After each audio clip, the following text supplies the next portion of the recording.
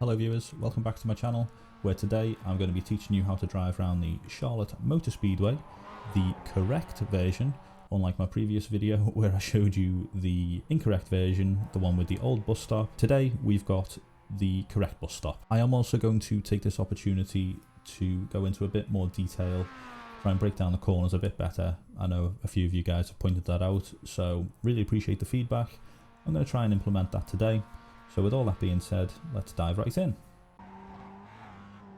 Crossing the line in third gear, we're going to shift up to fourth gear before turn one, and we're going to use these white road markings as our braking marker. The beginning of the last white line is ideal. We go down to third gear, and we're going to aim for the red and white curbs on the inside. Before we hit the red and white curbs, we're going to ease on the throttle, and we're going to let our car drift naturally to the outside of the track.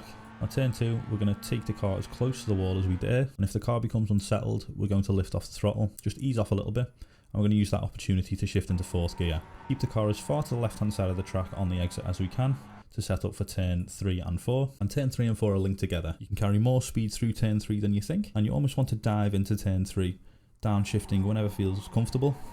Take curb on the inside, drifting towards the outside of the track on the exit, and this is all to set your car up for turn 4, where you want to get as good an exit as possible. You need to get on the power early, and if you clip the blue sausage curve on the inside, you'll need to be smoother on the throttle and using all of the track on the exit. Onto turn 5 and 6, which is similar to turn 3 and 4, you dive deep into turn 5, clipping the curb on the inside, and as soon as you've driven your car over the curb, you are trail braking and downshifting into third gear. You may want to apply some throttle under braking here to help balance the car, and your goal is to get your car pointing towards the wall on the inside of turn 6. As you approach the wall, you begin applying the throttle, keeping it smooth and steady.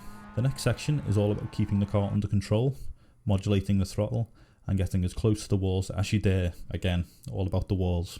Aim for the green light that we can see here. That's your marker to start turning in hard for the inside wall on turn 8. Not much advice here, I'm afraid, other than modulating the throttle. That's all you need to remember, and keep it smooth. Now onto the oval section, we can finally relax a little bit, take a nice little breather, and all we need to think about is, have I subscribed to Daveyskills? Once we've composed ourselves, got over that, we can start thinking about the bus stop. The best braking point I can advise is the American flag on the wall to our right. When it changes from these lovely red and white stripes to the blue and white stars, that's when we brake.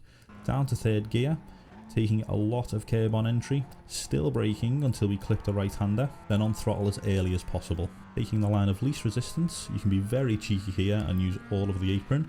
Obviously use at your discretion, you may get a bit of feedback if you do use a bit too much of that apron. Now onto the last two turns, approaching them you'll be in fourth gear unless you are drafting someone in a race where you'll be in fifth. There's a dark line going across the track just here, and that's what I use as my braking reference marker.